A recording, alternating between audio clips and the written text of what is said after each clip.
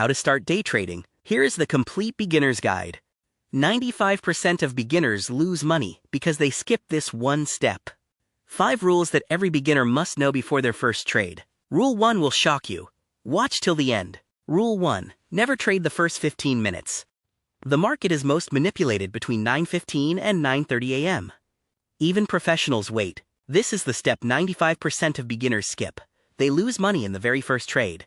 Rule 2. Always set a stop loss before entering a trade. If your trade moves against you by 1%, exit automatically. No stop loss equals certain loss someday.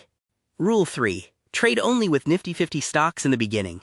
High liquidity means you can exit anytime. Small unknown stocks trap beginners. You can't sell when you want. Rule 4. Risk only 1% of your capital per trade. Example, if you have 10,000 rupees, risk maximum 100 rupees per trade. Small risk equals long survival equals more learning. Rule 5. Paper trade for 30 days first.